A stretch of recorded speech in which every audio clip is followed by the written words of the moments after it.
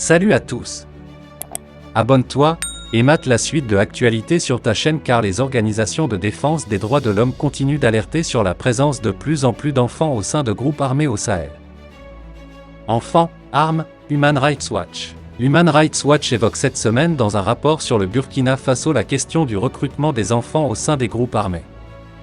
Des enfants âgés d'accent grave peine 12 ans, dont beaucoup armés de fusils d'assaut, auraient été vus dans les rangs des islamistes. Sierra Leone enfant soldat à Makeni, 1999.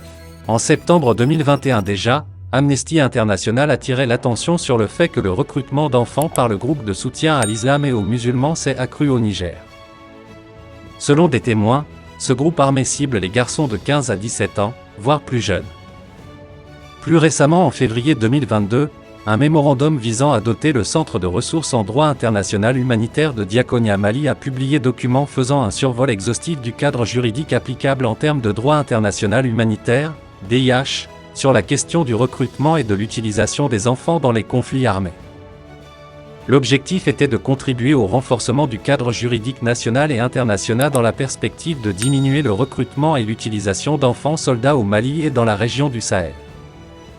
On parle de recrutement mais il y a une adhésion également. Ali Tandian, sociologue. Ali Tandian est professeur à l'université Gaston Berger de Saint-Louis, au Sénégal, et directeur du groupe d'études et de recherche sur les migrations, GERM. Il a coordonné pour l'ONG Save the Children une étude dénommée Conflit au Sahel, les enfants abandonnés, l'histoire du recrutement illégal d'enfants par les groupes armés au Sahel. Il explique d'abord pourquoi il reste difficile de déterminer avec exactitude le nombre d'enfants associés aux groupes armés. Selon les informations de RFI, la mission de l'ONU au Mali, MINUSMA, est empêchée par l'armée d'accéder à la ville de Djenné, alors que les casques bleus prévoyaient de s'y rendre en début de semaine. Le dernier épisode d'une longue liste qui commence à sérieusement préoccuper la mission onusienne. Les casques bleus souhaitaient patrouiller à Djenné, dans la région de Mopti, en début de semaine, pour sécuriser le marché hebdomadaire. Mais dimanche 15 mai, l'état-major général des armées du Mali a catégoriquement interdit à la MINUSMA de s'y déployer.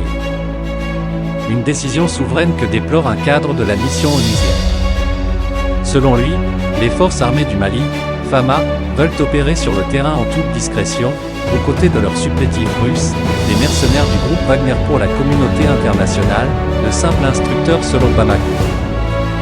Sollicité par RFI, la communication de l'armée malienne explique n'avoir aucune information sur cette interdiction. Cependant, depuis très longtemps, les forces armées maliennes, les FAMA, sont déterminées à jamais, dans la lutte contre le terroriste ainsi que la sécurité des personnes et de leurs biens. C'est dans cette optique que les FAMA ont combattu les éléments de la Katiba du Massina dans leur tentative malheureuse contre les populations.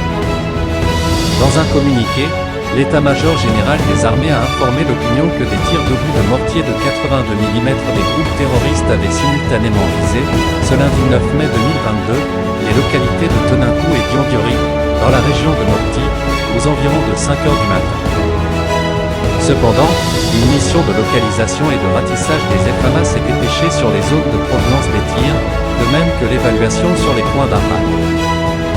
Selon le communiqué de la DIRPA, les FAMA ont enregistré le bilan suivant. Concernant Teninkou, le colonel Souleymane Dambel a fait savoir que 2 obus comptabilisés, tirés à partir du nord de la localité de Diafarabé et ayant raté leur cible. Le document du service de l'information des armées a rassuré qu'il n'y a pas eu de victime. Par ailleurs, il est ressort du communiqué du chef d'état-major général des armées que des tirs de contre-batterie des FAMA avaient détruit le pas de tirs ennemis avec le bilan d'un terroriste blessé et été interpellé puis évacué au niveau du CSCOM de la localité pour des soins médicaux avant sa mise à disposition à la préfecture.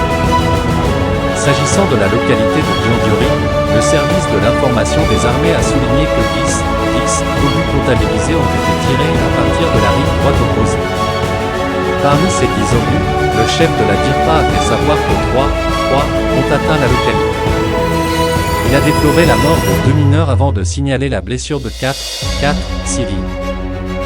Aussi, le chef d'état-major général des armées a informé que 3 petits ruminants ont été tués. À cela s'ajoutent également de graves dommages, selon le patron de la DIRPA, sur les maisons touchées. L'état-major général des armées a clarifié que ces attaques étaient dirigées contre les populations civiles, caractérisant ainsi la cruauté des groupes terroristes.